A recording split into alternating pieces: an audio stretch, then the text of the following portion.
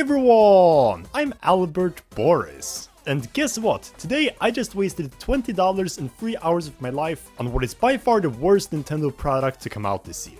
Yeah, so in case you've been living under a rock or don't have upcoming junk on your radar, I wouldn't blame you in either case here. Today we just got the Switch 2 release of Super Mario Party Jamboree, featuring a brand new mode in the form of Jamboree TV. When I first heard of it with actually be getting DLC for a Mario Party game back in the Switch 2 April Direct, I was admittedly pretty excited to hear what it would be about. Especially since this is the first time a Mario Party game would get additional content along after the game had been released. And no, I'm not counting the half-assed online mode in Super Mario Party, that was just a free update. But then the more I learned about it, the more quickly it all seemed to fall apart. No new boards, characters, or traditional minigames. Instead, it's just a couple of random side modes that make use of the Switch 2's new features, namely the camera, microphone, and mouse controls. And some other things too. But you know what, I still wanted to go in with an open mind. Just because they were side modes didn't mean they were automatically gonna be bad. Actually, I'm a pretty big defender of side content in Mario Party games, as sometimes if you're in the Mario Party mood but don't have the time or patience to sacrifice a few hours, they're a great alternative for shorter play sessions, and can sometimes be just as fun as a regular match. So I bought the expansion and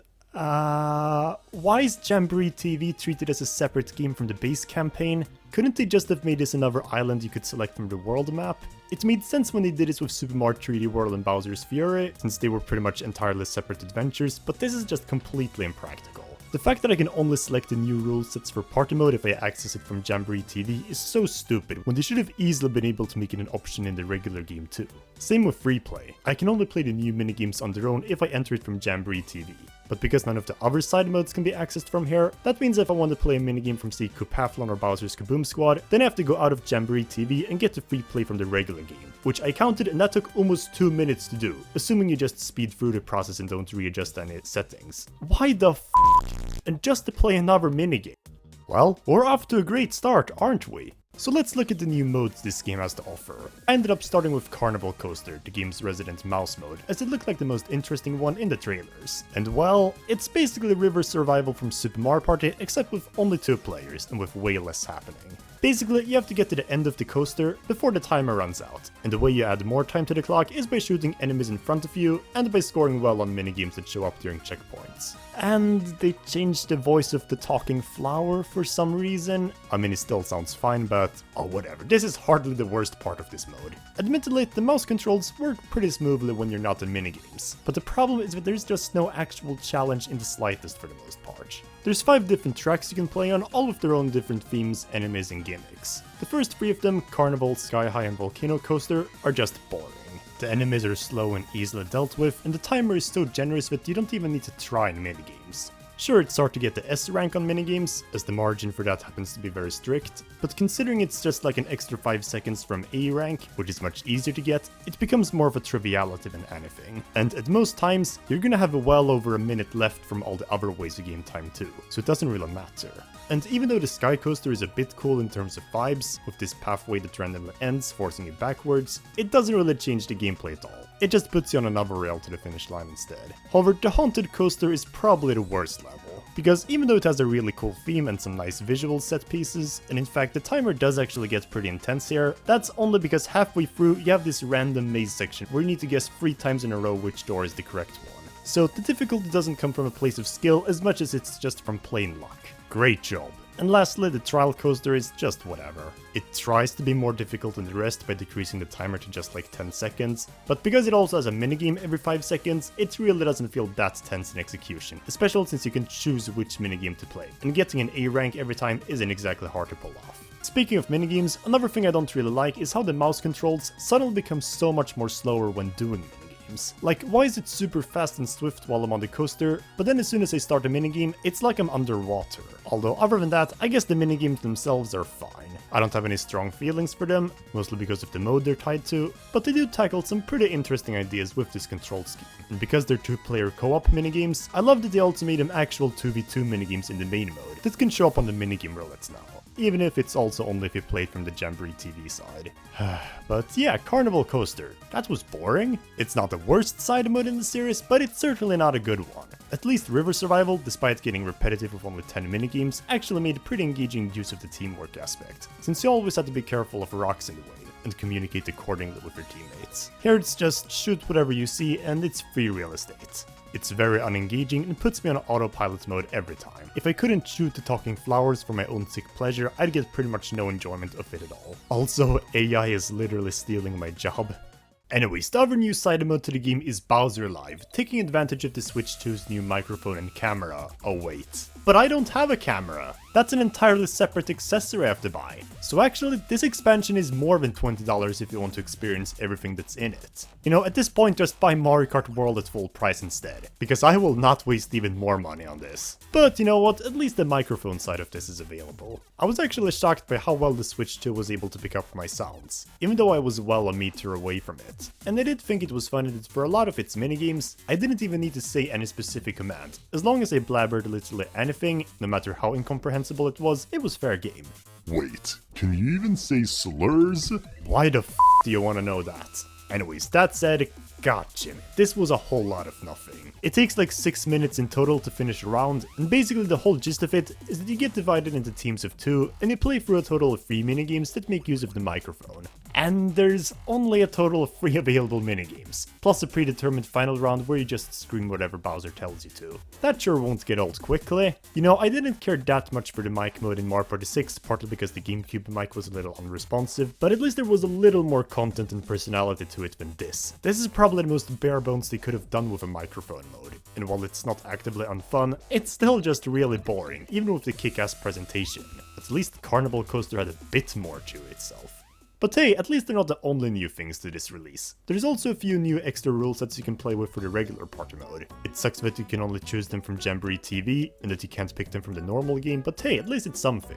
So what are these new rule sets? They're Tag Team and Frenzy mode. Tag Team is just like Tag Battle in previous Mario Parties, where you this time team up 2 and 2 against each other on the boards. Except there's also a few new changes to it as well. Such as the fact that there's also a new dice block item now, where you can call your teammate to yourself and have them act almost like an ally for a turn. You want to know what I think? Why the f was this not in the game already since October? It's pretty much always been a staple to the series since, I don't know, at least Mario Party 4. And the fact that it's locked behind a paywall baffles me more than anything. Am I glad that it's finally here? Yeah, sure, it's at least something valuable to come out of this expansion. That actually changes up how you play Mario Party. It's just, we should have had this from the start, for free. I can't be as positive for the other new rules set added though, Frenzy rules. This one, I was admittedly pretty excited to see how it would turn out once it was first revealed. Being a chaotic twist on Mario Party that only has 5 turns and starts you off with a star and 50 coins. It definitely had a lot of potential, I felt like, especially since you can even initiate duels from landing on someone else's space from the get-go, just like you normally can when it's just 5 turns left. But my god,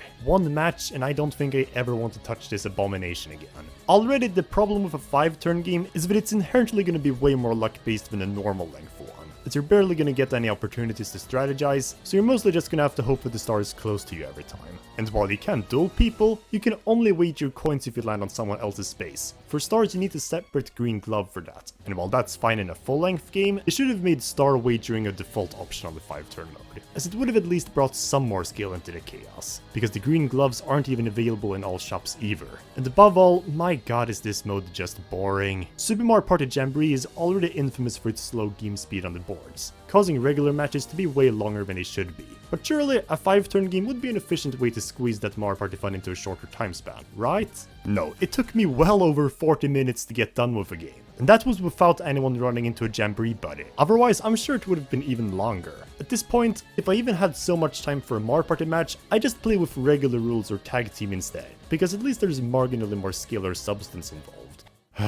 Wow, that was probably the most negatively loaded video I've made on something. Seriously, even my Mario Kart 64 review was more neutral by comparison. But yeah, I think I've made my point clear on what I think about this Switch 2 edition of Mario Party. It's got almost nothing that a DLC for it should have, and instead it's pretty much just a tech demo for the Switch 2's new features, giving us 2 nothing side modes, as well as 2 new party mode rule sets that should have just been in the game from the get-go. All of that assuming Frenzy mode even brought any value either. On the whole, I feel like this was just a waste of development time that could have either gone to the next Mario Party, or to an actual expansion worth the money, as 3 of the new modes are worthless and Tag Team is certainly not worth $20. Oh wait, there's also game share available for this game, I mean, I guess it's cool that you can play locally with other people if they don't have a cartridge, but the fact that there's only 30 mini games available and you can only play on Mega Wiggler's 3 Party, the most basic of the 7 boards, pretty much nullifies the entire point of this. At this point, why not just play the game on one console with people? It's 2025, it's not the Nintendo DS anymore, the Switch 2 is clearly capable of actual multiplayer too. But yeah, overall, I would give this expansion a disappointing score of 3 out of 10. Terrible. Almost even as bad as the top 100, and that's sad. On the whole, it's really sad to see how much of an afterthought this was, to the point that they couldn't even naturally incorporate it into the main game in any way. They just made it a separate thing you had to pick on the main menu. And for some reason, the default option when you start a game is also Jamboree TV for some reason. Like, is the game really that desperate to show me off the most shallow parts? But you know what, this is also ultimately just my opinion. Personally, I do not recommend it at all, and I don't think most people would either. But if you really want to purchase it, feel free to do so. Who am I to decide? Just temper your expectations severely.